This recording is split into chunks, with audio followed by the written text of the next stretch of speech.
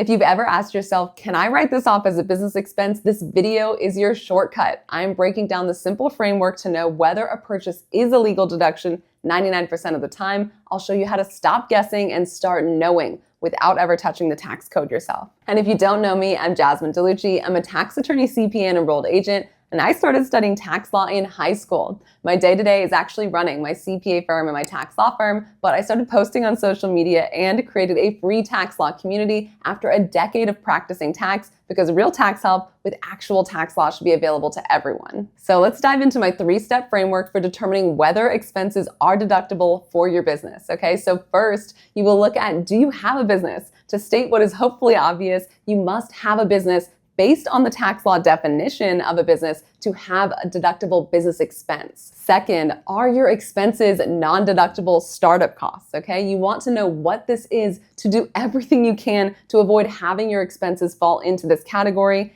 And finally, third, are your expenses a legal business deduction? And we'll go over the general rule that applies to almost every business expense, how you can identify expenses that likely don't fall under the general rule, and expenses that have their own special rule. Perfect. Okay, so step 1, you need to have a business defined as an activity that is considerable, continuous, and regular with the primary purpose of earning a profit, okay? To determine whether you meet that definition, it's a facts and circumstances test, and whether or not you have a legal entity doesn't impact the result. That means all those people online saying variations of this. Yeah, I got a business. Yeah, I got an LLC. I write stuff off on my taxes. Doesn't mean they actually have a business. Instead, the courts look at several factors to determine whether you're carrying on the activity in a business-like manner, so you can avoid hobby loss treatment under IRC 183.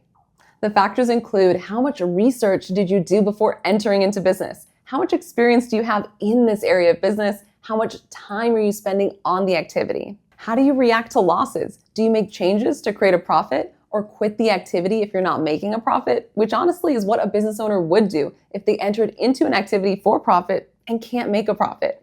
Or do you just continue with losses without any changes or likely prospect of future income? Next, are there any other income sources or assets that you can rely on without the need to turn this activity into a profit? And are there any personal motivations to keep this activity around without a profit? These are factors, which means no one item is controlling, and it's not a complete list, okay? It's an overall determination based on your situation. In practice, the most common activities that have issues here are activities with losses or very limited profit that people often do for fun, like owning and renting a luxury vehicle or yacht, or even things like running a YouTube channel. So, step 2, startup costs. We want to avoid having our expenses fall under the definition of startup costs under IRC 195 if at all possible. This means you may plan to start a business, you may eventually start that business, but if you incur the costs before the business has officially begun operations per tax law definition, then you've got a startup cost. And the problem with startup costs is that they're not immediately deductible, okay? Here's the rule. You can deduct up to $5,000 of startup expenses in the first year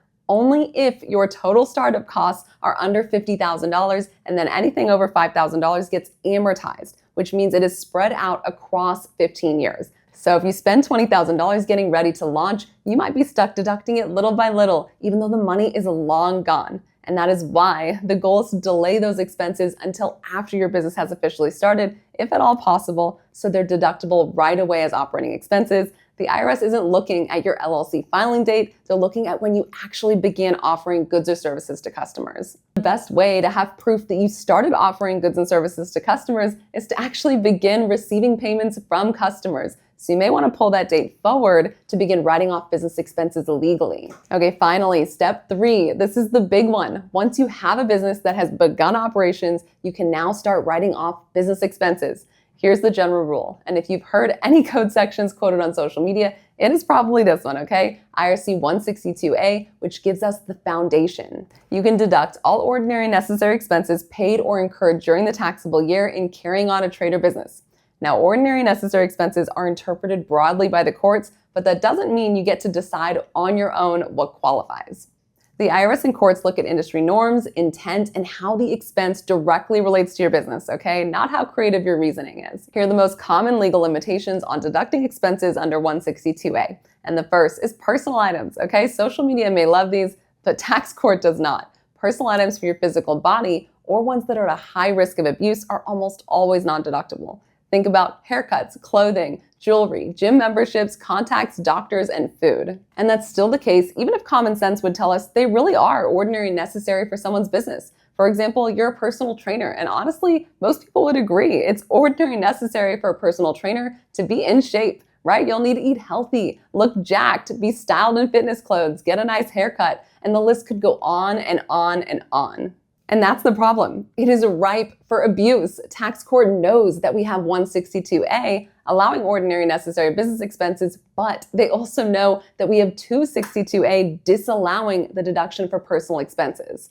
So they had to draw the line in the sand somewhere so we can have clear guidance and less abuse, because the logic never ends. We can say, well, a personal trainer certainly needs to look fit, but honestly, doesn't everyone in business do better when they're healthy and attractive? Statistically, we know that people who wear clothes, dress up, sleep well, and stay healthy do better in business, and they make more profit. So tax court came up with the term inherently personal expenses, where no matter how much you can tie the expense to your business profit and success, it won't be deductible. And basically all of the personal items I listed are within that term, with some exceptions for clothing that I go through in another video. 2, certain expenses have been given additional limitations by Congress in statute, okay, which includes meals, entertainment, travel, and vehicles, all of which have extra requirements and documentation under IRC 274. They often can be deducted, but only when you meet very specific and detailed criteria, and these are the first expenses the IRS targets in an audit.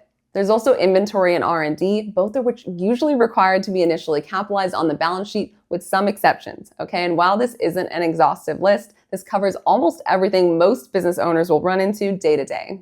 So what's the takeaway? You don't need to be a tax expert to figure out if something is deductible 99% of the time. You just need to ask yourself, first, do I have a business based on actual tax law? Second, has my business begun operations based on actual tax law? And third, are the expenses ordinary and necessary, meaning are they common and accepted in my industry and appropriate and helpful for running my business without running into limitations set by Congress or tax court? And if they are on the list of expenses with limitations, then you'll want to check out some of my other videos that I have detailing what it takes to deduct those, or join my free community to get the answers for free. And as always, for actual tax law from a tax attorney, subscribe.